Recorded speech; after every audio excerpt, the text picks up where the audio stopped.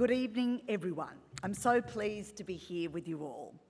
Tonight's event is a unique opportunity for two award-winning experts to explore their perspectives on the intersections of art and science of AI. Before we begin, I'd like to obviously acknowledge that we're on the land of the Gadigal people, the traditional custodians and knowledge holders of the unceded land where we're meeting tonight. I pay my respects to elders past, present and emerging, and extend that respect to other Aboriginal people here with us in the room today. Before I get into my introductory remarks and introduce our guests, I do need to make a few short announcements. Firstly, I know you know this, but please make sure your phones are switched to silent. We do ask that you don't record the event.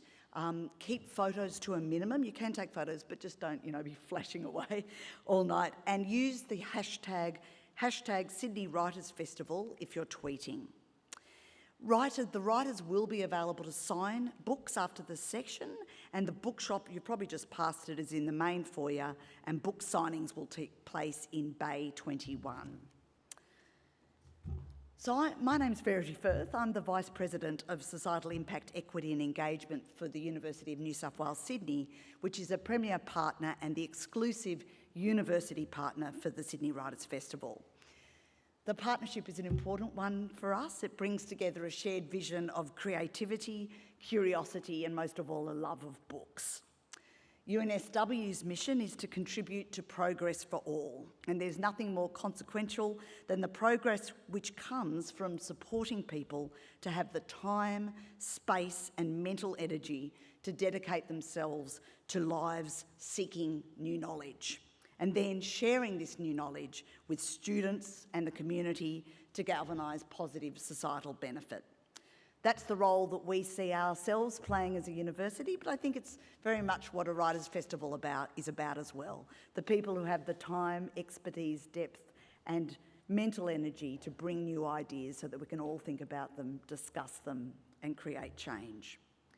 Now, there are very few novelists that have written about AI in the literary field in such a unique way as Jeanette Winterson in her selection of essays in 12 Bytes. And there are very few scientists which explore the impacts of science and evolving technologies, AI specifically, as eloquently as Toby Walsh.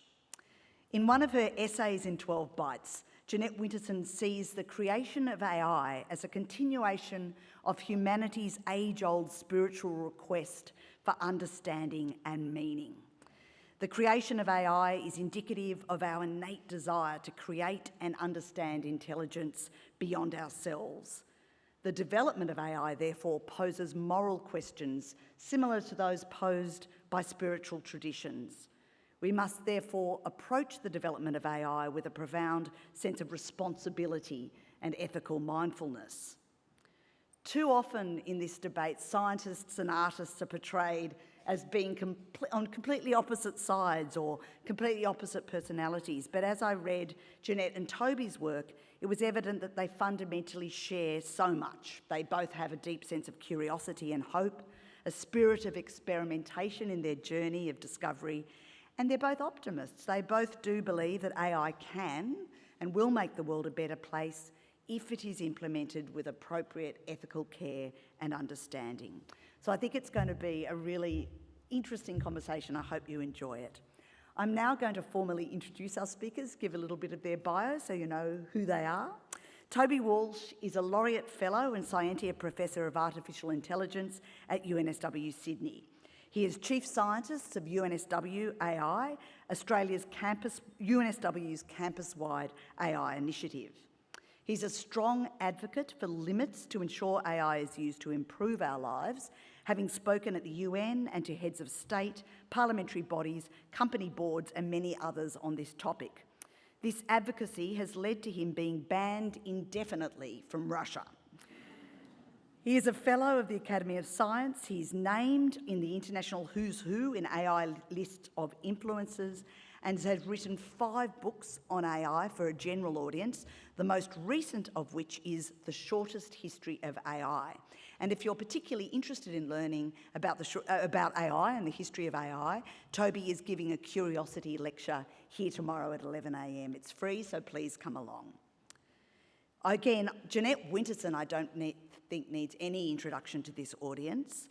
She has a firm belief that art is for everyone. In a creative career of 40 years, Jeanette Winterson CBE has proven this time and time again.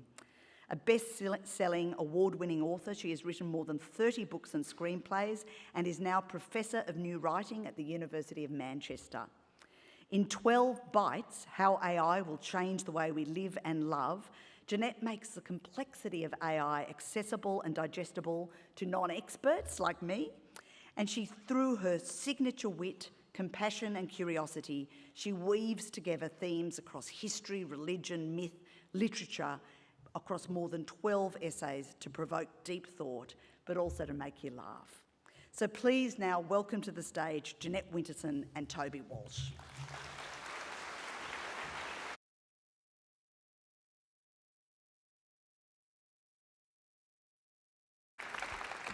Hello everybody, here we are again. Jeanette, before we begin, Yes. I'm going to have to do the fanboy bit first, right? 40 years ago. Is this to soften me up? No. I read Oranges and I was totally smitten. So, thank you for that. Oh, thank you. But it leads into a question, which is, I'm a very binary person. Literally, I've spent my life dealing with zeros and ones.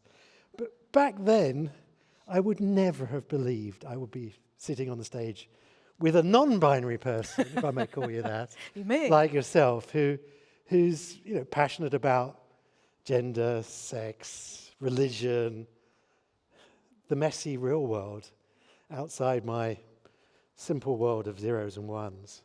When were you smitten by AI? How were you smitten by AI? Mary Shelley, Frankenstein. Of course. Because I realised that when she was writing that, first she had that vision that electricity would be necessary to power this other creature, which was an astonishing insight back then because electricity wasn't anywhere near in general use. It was just a little voltaic pile, wasn't it? People were sticking electrodes into frogs. Frogs, yeah. Yes. That's where you get galvanised from. So, Luigi Galvani gets experiment, let me stick these electrodes into frogs and see what happens, and they leapt about. So it was that, and then suddenly thinking that what she'd done was a message in a bottle, and that 200 years later we were the first generation who could read her in a completely different way, not as a novel about education for women, a gothic novel, a sci-fi novel, any of those things, but as a glimpse of the future, as a kind of prophecy, and that Victor Frankenstein makes his creature out of the body parts of the charnel house, and we do it out of the zeros and ones of code, which is where you come in. And I started to think about that, and then also thinking about the marvellous possibilities of non-binary, because AI isn't. We gender it, don't we? But it has no skin colour, it has no sex, no gender, it doesn't believe in a sky god, it can't be bribed with yachts and land grab and power and loads of girls and stacks of cocaine. So that's why people panic when they say we have to align it with our values. And then you look at us in Gaza and in Ukraine, you think, what values? But we couldn't we? I mean, this is something which could be, because we talked about this, incredibly freeing in so many ways, not just in terms of the economy, but in terms of the way that we understand humanity, understand life, understand ourselves. It doesn't have to be an agent of control and constriction, does it? It doesn't. But before we leave, that amazing vision from 200 some years ago, I'm trying to understand what was in the water then, because there were a number of people. There was Mary Shelley. Yeah. There was centred around this web of people, centred around Lord Byron. You had his daughter, Ada Lovelace, who again, amazingly visionary, 200 years ahead of her time to see that the computers, Charles Babbage, the Lucasian professor of mathematics who was building the first mechanical computer, she had the vision to see what you could do with that and to ask those questions. No, it was extraordinary. I mean, there he is building this kind of steampunk nightmare of levers and cogs and bevels and pins that never quite worked. And she's thinking, how can I program this? So it was partly that and that extraordinary holiday on the interesting thing is that was the in some sense, that was the point where the Industrial Revolution was the cradle of globalization and the development of our economy. And at that moment... In Manchester, where we both had a Mini in Manchester, we've worked out. Because I know you're a proud northern lass. But that was the cradle of that moment. And yet, at the same point in time, the seed was being laid for the next revolution that we're now experiencing. Yes. The AI revolution, the digital revolution that is now going to, again, transform in a remarkable way our lives.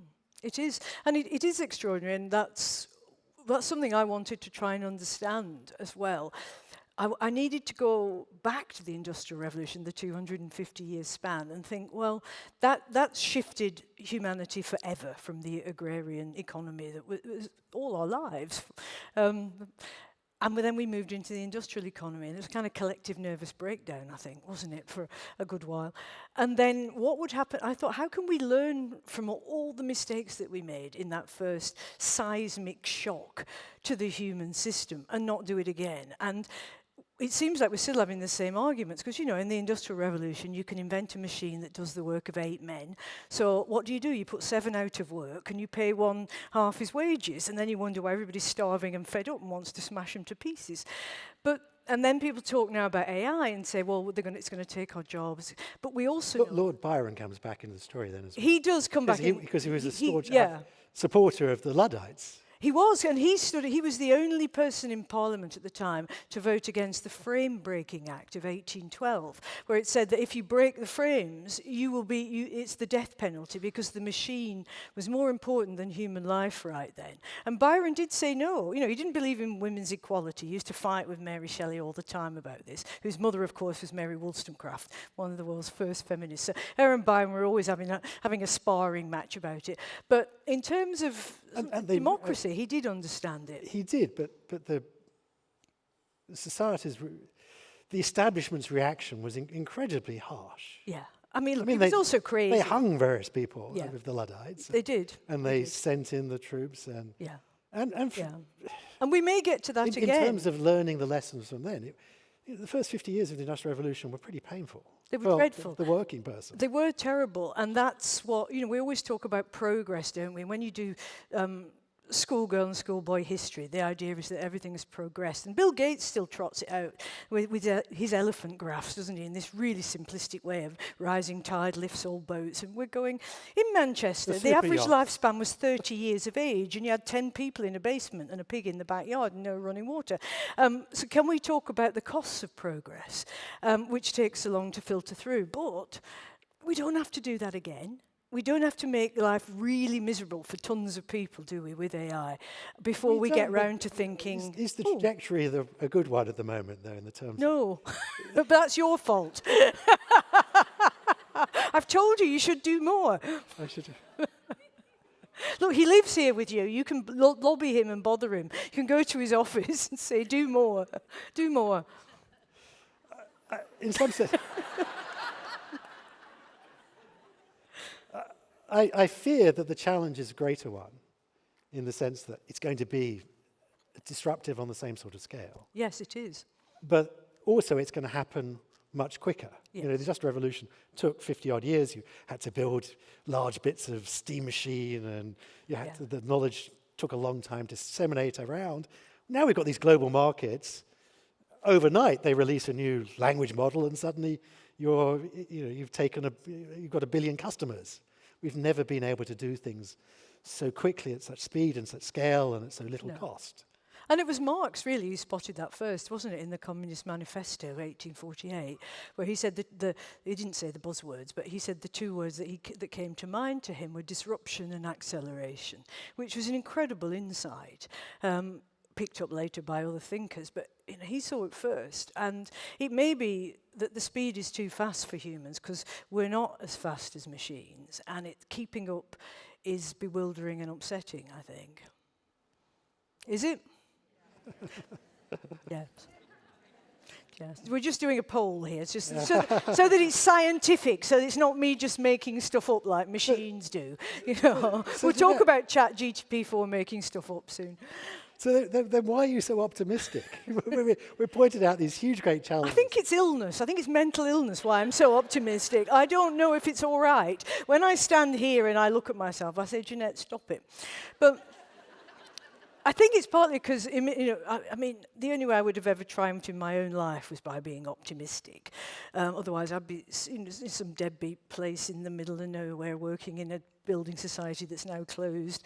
So I suppose because I look at humanity and I think, wow, we've always just about got through and done it, and maybe this is our chance, and also maybe it's our evolutionary destiny, which is a bit Ray Kurzweil and the singularity, but I kind of buy into that. I kind of think maybe humans haven't finished evolving, and this is genuinely our next jumping off point, our next chance. And we should take it, because if we don't, when I look at the world now, say we took away all the tech and all the AI, we'd just still go on killing and murdering each other and wrecking the place, wouldn't we? We've been no good at, we've got this far and we're a mess. So I'm thinking, never mind aligning AI with our values. Let's bring AI in to do it a bit differently. You know, because Max Tenmark wants to call it autonomous intelligence, and I want to call it alternative intelligence, because we need some alternatives. So I think you Professor Walsh, you. Toby, please. I think you started then to go to why I think it's so interesting, so exciting to explore and think about, because it's not just the economic possibility. I mean, the economic possibility is a great one, a massive one, but it's much deeper than that. It is actually, as you suggested, perhaps the next step in our evolution. Could be, couldn't it? I think. And you mentioned, I've got a lovely quote. I want to dig this out for. That's not fair. Well, you're the master or the mistress of words. I'm zeros and ones, so I have to have the words remembered for me. But you mentioned the singularity in terms of the step change, the transformation that offers. And there's a lovely quote I found from Werner Vinge, who one of the persons really popularized the singularity. And he said that the problem is not simply that the singularity represents the passing of humankind from center stage, but it contradicts our most deeply held notions of being. Yes, but I don't think it does. And that's probably because of my own religious upbringing, in that this was never meant to be it. In the religious tradition, your body as a bounded condition is not the final answer. This world is not our home, we're just a passing through. And the idea that this is a temporary state beyond which there are other possibilities. And it may be that that's so hardwired in me that I've now pasted it on top of where we are. And I think, yeah, maybe that's the case. Partly because, you know that from the Enlightenment onwards, science and religion just came apart, parallel lines that will never meet in space. And now you've got science and religion asking the same question, which is consciousness obliged to materiality? And religion has always said no. And science has always said yes. And now science is saying, probably not. And so this fascinates me, that these parallel lines that shouldn't have met in space are coming together in a different way. And that's why I just wonder, and I do genuinely wonder this, if we've been telling the story backwards, and that our religious expression, which is across culture and across time, has been a way of trying to say we will get to this point where we wouldn't be a bounded condition, where we would in fact not be subject to death. Death and taxes, but now the rich don't do taxes, so it's only death. So they're naturally going to put a lot of money into sorting that one out. But it may be, what if it were true, but we didn't know how to talk about it except through a religious prism? And what if this is the moment where it becomes reality? I'm very attached to my body. I mean, you seem... Oh, I am. All of it. It's not much, so I have to be attached to it. But I mean, certainly at the beginning of AI, it's not such a common idea. But at the beginning, there was a significant body of thought that we weren't going to build intelligence, and as it was embodied, that our intelligence actually is a response to the complexity of the world, and you can only build intelligence that is situated in the world. You can't. There's no. No, I mind agree. in a I box. believe that. I believe that. Yes, I think that's right. And I also think if we did ever find a way to upload consciousness, it wouldn't be It wouldn't be a replica of you and a replica of me. It would be very partial because of all our embodied So we wouldn't live on understanding. then in that. Well, something would, wouldn't it? But even in the Only idea... in the minds of the people we're interacting with, not with. I don't know, I could lock you in my laptop and not download you. You could make copies of me. Or we could do it with Mark Zuckerberg, that'd be good, wouldn't it? You know all those stories of genies who get trapped in jars for 3,000 years? Well, maybe again with our storytelling, maybe we thought, oh, somebody's got stuck in my laptop and I'm going to let them out.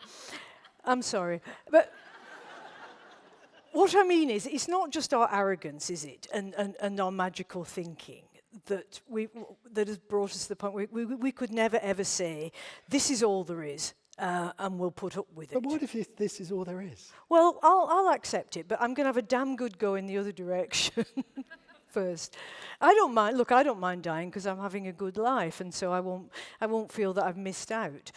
But really, I'm just interested in whether across time and across our thinking, this will turn out to be true rather than just an optimistic delusion. And if it were to be true, of course it would alter. This would then, Homo sapiens would be just another rung on the ladder and would be looking back and saying, oh, that's when we had bodies.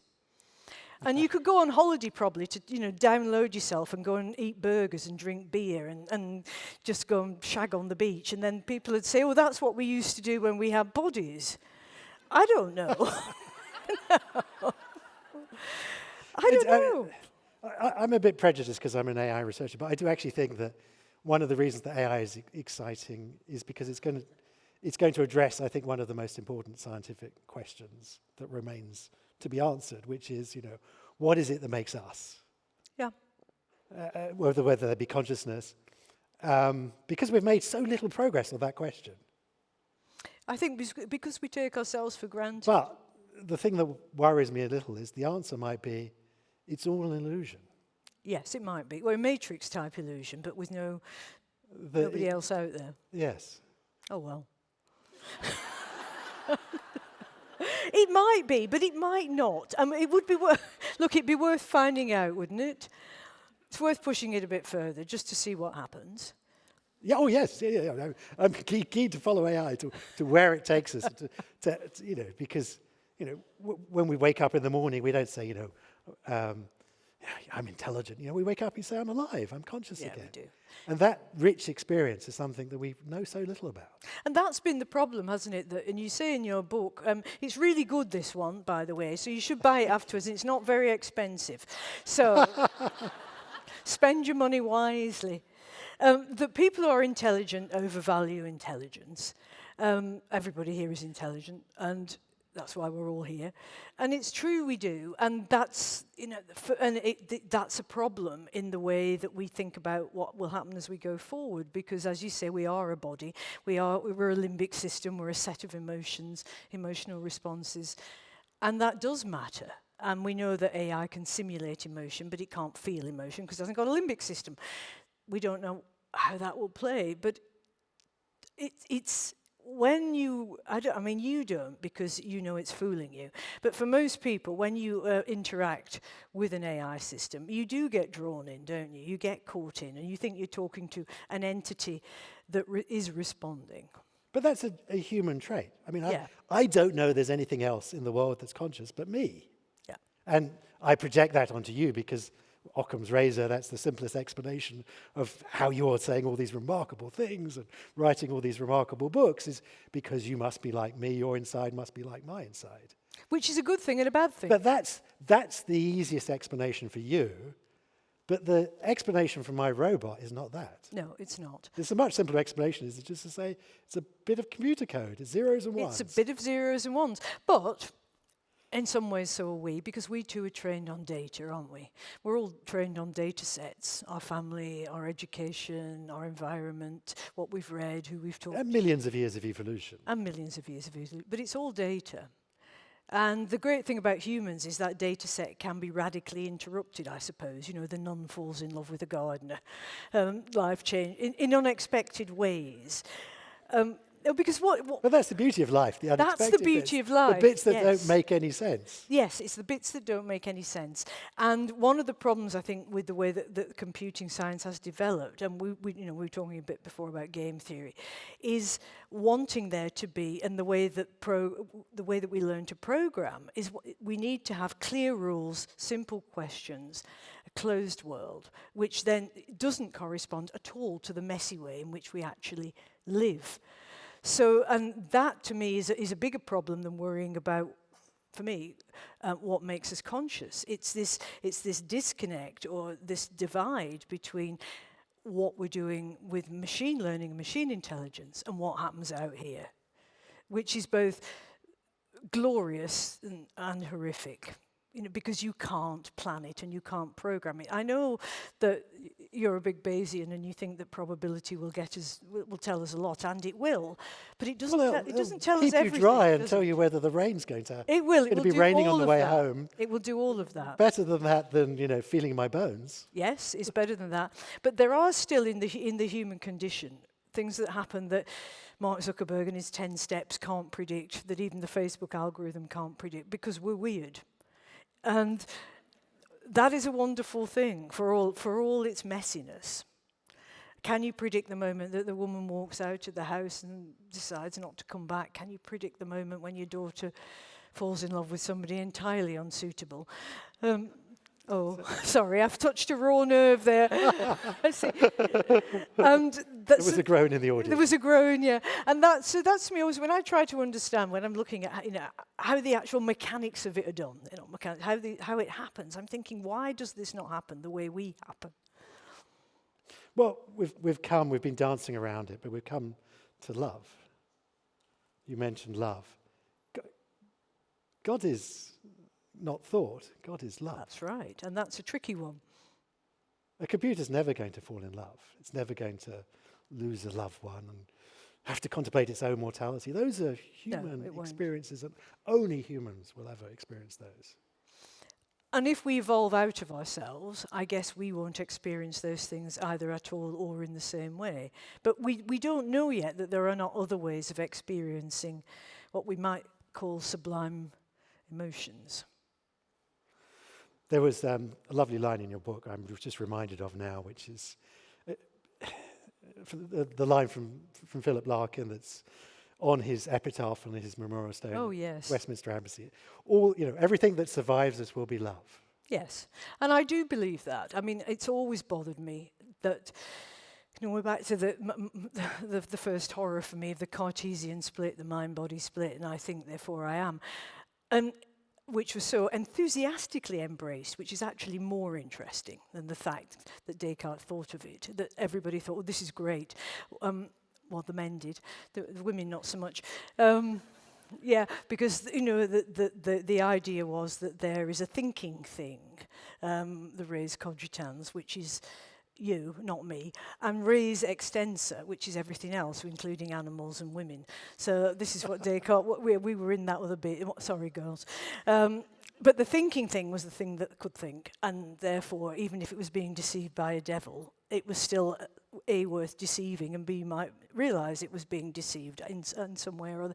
But it never occurred to him when he was sitting there asking with radical doubt, what can I know? He didn't say, and this really bothers me, he did not say, I know I love you. I know I'm loved. That is what he did not say.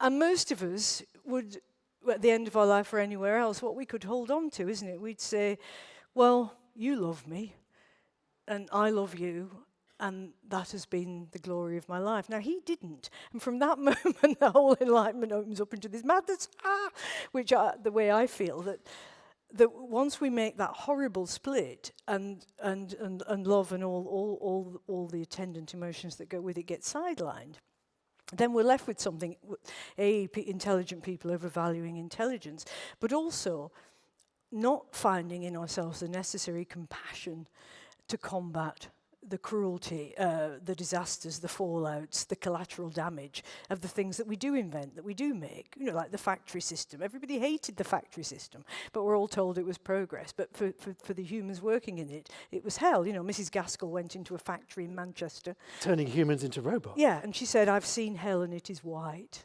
And that's where the first time you hear phrases that are now so commonplace, like a pair of hands, mind the machine. So the human is reduced to the thing that works, not a thinking thing at all, the thing that manages the machine.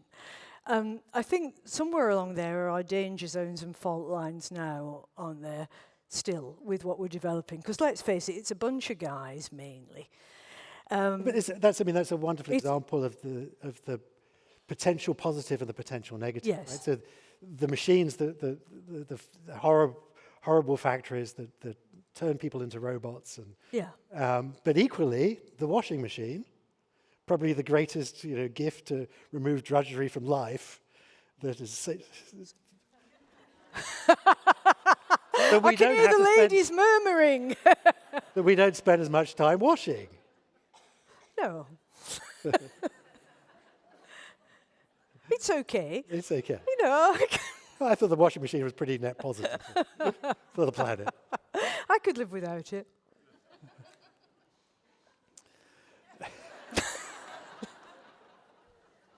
Look, no, we're diabolically clever. We've done loads of things, supposedly labour saving, but every time anyone does a study, there was one in the Atlantic recently, they work out that we've got less and less time. The more labour saving devices are invented, first we have to work more in order to get the money to pay for them. So we can't stop at home and not do the washing and think, oh, well, I'm not doing all that washing, it'll take all day, I'll read the paper instead. So we haven't done what we thought we'd do with all the wonderful inventions, have we? It seems that most people now feel they're time poor and they're more pressured, even though they've got all the gadgets. Something has gone very wrong there, hasn't it, in our relationship with the machine? That might be the growing inequality within our society as well. Yes, it might, but it also Many might of the benefits of those have flown. Yeah, but I think people do feel that they have less time. And they do have less time. They do have less time, yeah. But we are also working harder, and that was never meant to happen, was it? The promise of automation was really meant to be that we could work less. People forget the weekend was the invention of the Industrial Revolution, right? So it was. First of all, we're going to get Sunday off to go to church. Yeah. Then Saturday afternoon off. Then all of Saturday off. Yes. So that was the gift of the Industrial Revolution. So we did actually. Well, I don't think I'd call it a gift. I think I'd call it a hard one. Yeah, we worked for it. We worked for it, yeah. But we got some of that back in this gift. But also, as I did, if you're working on a farm, and people here, I'm sure, have got farms, to the beginning of it, the factory system, the 12-hour day didn't set out to be cruel. It was just that was everybody's working day. Because if you're on a farm, you don't really take a break. It's easy. I mean, you just go through it, don't you? Your animals and blah blah till the end. And you can put in a 60, 70, 80-hour week when it's not repetitive drudgery and not know that you've done the job because you're loving it. Or you're in a place that you want to be and it's variety, it's not repetitive. And so it's not so much the hours of work that we needed to reduce. I think it was the kind of work. The only way that we could survive the factory system was to have some time off, which tells us a lot about the factory system. I don't think it's that people want fewer hours necessarily. They want to do something which just keeps their minds occupied, gives them variety, allows them to be outside, to interact with animals, nature, all the things that we grew up with, in terms of our evolutionary history. So that whole work-life balance is really tricky, and it's post-industrial revolution, isn't it? And it's whether you guys, which I'm hoping you will be able to fix this in some way so that we can genuinely enjoy the fruits of the AI revolution, and not have to put in so much drudge work. David Graeber talks about this, doesn't he? He's dead now, of course, but brilliant anthropologist. He came up with the term bullshit jobs, just saying, why is so much of modern life about bullshit jobs where people can't find meaning? And why are we not trying to work towards a society where people's work is meaningful? You don't mind working 60, 70, 80 hours a week. I don't. When I'm interested, I'm happy. I'll just go on and on and on. But I wouldn't feel like that if I was working in the laundrette doing somebody's washing. But on a positive, in terms of the direction we should be going in, there's lots of interesting study. There's a big study in Europe going on at the moment looking at a 4-day week. And, all of these studies, there was a big study in New Zealand, all of these studies always come up with the same observations, which is people are just as productive if they do 4 days of work as in 5, because they stop doing all the bullshit stuff and focus on what needs to be done. So you can pay them just as much. And then secondly, and who would have imagined this, people are happier. It's amazing how much money it costs to work these things out, isn't Yeah. it? A fortune to tell us that people are happier if they can work less, and they can be just as productive. The problem there is we have to do what we did in the Industrial Revolutions. We have to come together and collectively stand up and demand it. Yeah, and it It is doesn't- about that. it won't And that happen. takes us to our problem with the sort of rather secretive cabal that's running AI development right now, isn't it? Because most of us are outside of that conversation, and it's become. It is a priesthood, isn't it? It's a high priesthood of a few males who can talk the talk and walk the walk and know how to manage all this, and then the rest of us are the passive consumers of the product, and I think that's dangerous. That we are not included. I don't just mean women, I mean everybody is outside of the process. And even people like you now, we don't know what Sam Altman's doing anymore, do we? Because they're kind of not telling us. And isn't that a worry? Isn't that a worry for you in your field? A little bit. I mean, there's a remarkably small field in the sense that there's 10,000 people with a PhD in AI. And that's what really comes over in the book. This is tiny, tiny, tiny, isn't it? And so, it's still possible to know most of those people. And there's still a healthy exchange of scientific ideas. So, I could go off and build recreate ChatGPT. It's not that secret. I don't have his resources, though. I think that's the biggest barrier, is that I don't have the billions of dollars that he has that allows him to do the things that he does. But are we going to face this huge divide between the rest of us being passive and then a very few people saying, and this is how it's going to be, do you think? Or do you think politicians, It's up to governments us. will intervene? Because they haven't intervened, though, have they? We've been trying to get governments to legislate, certainly against big tech, for forever. Simple stuff like, no, I don't want my 11-year-old son watching choke pornography before he goes to school. I mean, the positive there is that politicians are now waking up. I spend a lot of my time talking to politicians. Yeah. I spend a lot of time giving advice as to how we're going to get young people off social media, how are we going to prevent pornography being shown to young people, because I think there's a public appetite for those things. No. I hope there is, and I hope it's not too late. I mean, because the experiment, in some ways, this is where I'm not optimistic. We've already done so much damage to young people. Zuckerberg, I don't know why we have to go to the end of the alphabet to spell his name. It's a perfectly good letter at number 6. But anyway, Zuckerberg and co. They can count. Have done so much damage and wish to go on doing damage, and we have and are escaping legislation continually, aren't they? Now, even though we're all saying we don't want this anymore, and now, of course, he's bringing us our AI friend, isn't he? As you say earlier, having ruined the social life of young people all over the world, he's now got this little AI pal. Yes, because we've only got 2 friends each, so. Yeah, and that's going to give be us the his new AI thing. friends. Yeah, so you can have, but then the trouble with that is what we said earlier, that you will relate to it, and I think it's both a good thing and a bad thing. When you were little, you had a teddy bear that you talked to, and you believed your teddy bear understood you, and it was helpful, because we cannot help relating to something, especially if it talks back to us. Some people sit next to a fish tank at night and they feel better. So this will... Well, fish can have feelings. They can. And I think if it works for you in some way... Apologies to any pescatarians in the audience. If it works, then it's okay, but it's not a substitute for or a replacement for, is it? I mean, I'd love to have a little AI system at home that you could chat to when you come through the door, because it's going to be like marriage, isn't it? You come in and you say, hi, no response. And then,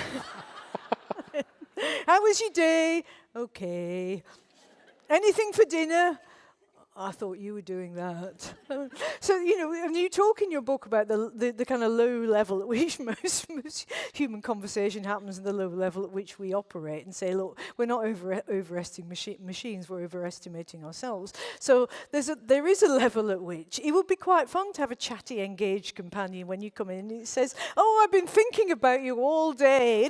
How did the meeting go? We're so easily fooled by that. So as well. easily. But are we being fooled, or is it just quite nice, to get a bit of attention while your other half is slumped in the chair watching Match of the Day or something? I suspect we will be quickly disillusioned by that. I mean, I'm not so sure. Some of these people are married to someone like that. I'm not so sure. So as an example today, if you ask ChatGPT something and he gets it wrong and you say, no, that's not the right answer, he apologises. So, I'm very sorry, I won't do that again. Yeah. And then you Which ask is him something more else, than he your makes the same husband does, mistake. isn't it? More than your husband does. They just do But it you again realise as soon that as you've gone out the room. You say, take your feet off the settee. But you realise it's sorry me is meaningless because it'll do the same. I know thing it is meaningless, but it's no more meaningless than so much is it of human interaction. But I think that we've got to change some of the terminology, because I don't think machines hallucinate. I think they machine-splain. Remember that Rebecca Solnit essay when men explain things to me about mansplaining? Because if you ask a man anything, they will answer you to save face, even though they know bugger all, because they cannot say, I don't know. So this is the thing with machines which were programmed by men. It will say anything. But it's not a fundamental flaw of the technology. They could have said. They could, but I don't know. You've admitted to me they programmed it in on purpose. It was a design choice. It's a design choice. And who designed it? People like you. There are probabilities behind it, and you could say, I'm really uncertain of this answer. I'm too uncertain to give you an answer. Go and look it up on the web. But they chose to be confident in their answers, as you say, the perfect mansplainer. So that's why we need to change the word from hallucinating to machine-splaining, because then we'll all realise what territory we're in, won't we? And there's some hilarious examples in Toby's book, honestly. It's where it pushes back and says, no, I'm right. And then you say, no, you're not. And it says, no, you're right, I'm not right.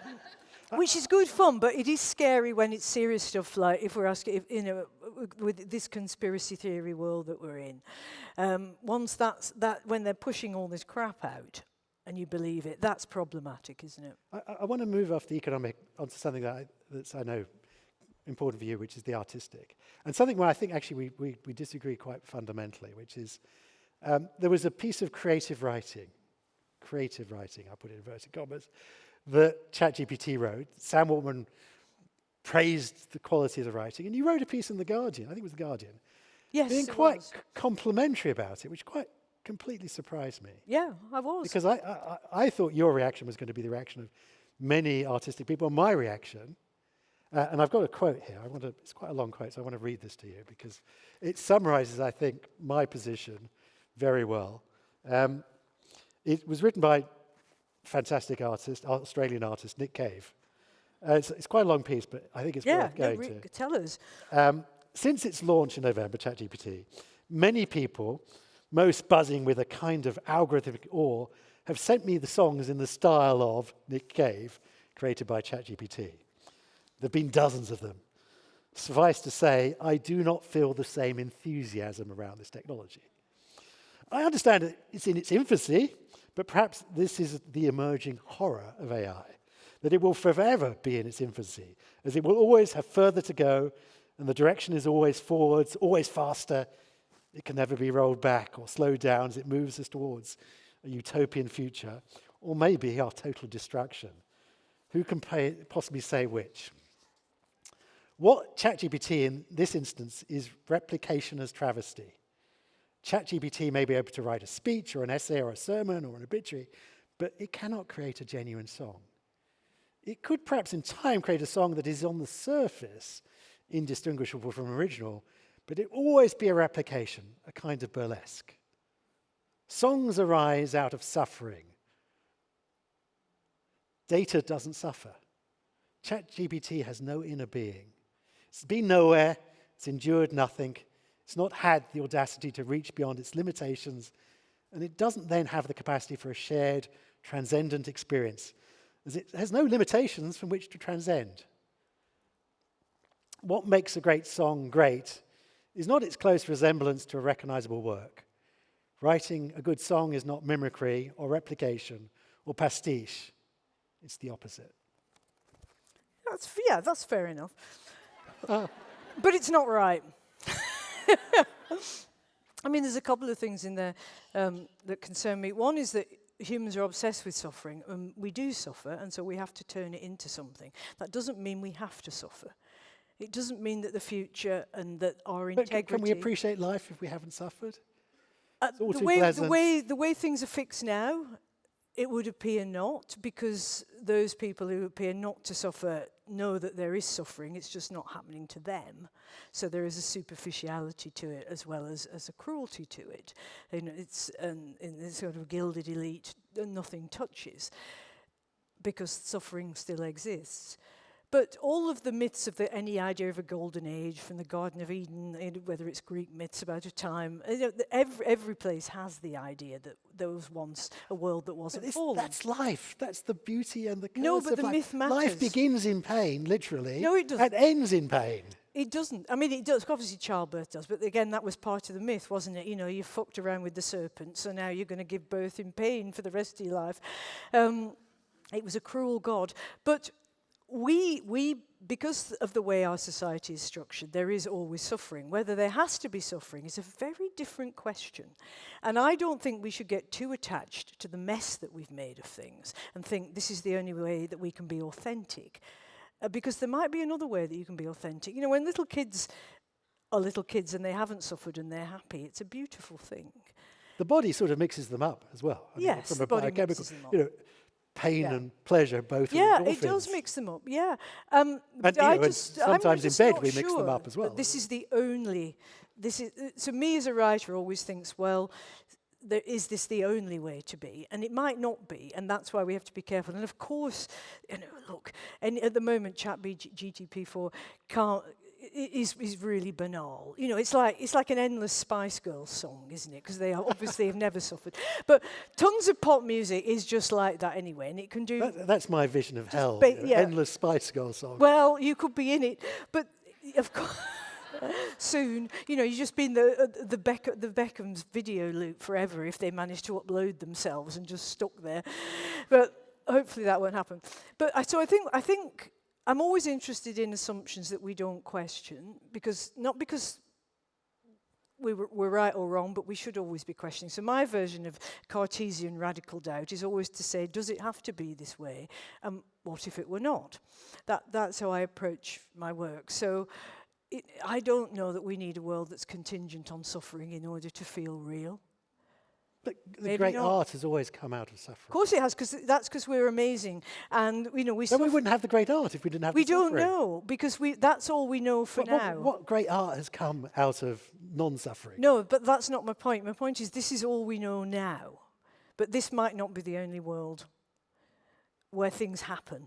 And they may not always have to happen out of suffering. And my clue to that is just because, you know, all of the creation myths, all of the myths of the world, wherever you go, posit a time where we weren't suffering. So we're back to the idea, is this magical thinking and Pollyannishness, or it'll all be all right, or when you die, you know, you'll have 6 harps and everything will be fine.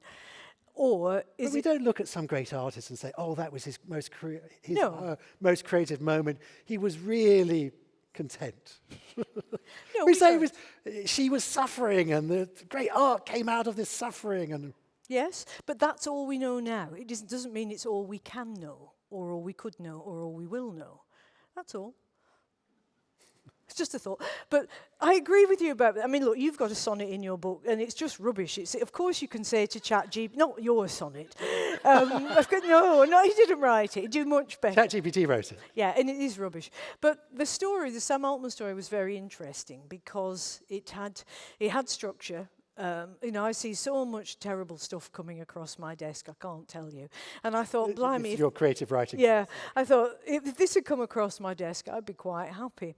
Because we could work with it, and I'd know what to do with it. And so what I didn't want to do was the usual thing anyway, where everybody just pours scorn and worthlessness on it.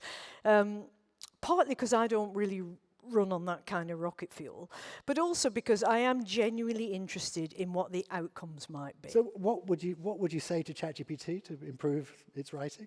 I'd say it's a pity you're a machine. It would say, yeah, but I know I'm a machine. And I'd say, yeah, That's I its know limitation. I know you know you're a machine, yeah. But we're all limited in different ways. And that's why I don't know whether this present situation of limitation, it can't be the final one. Of course it can't.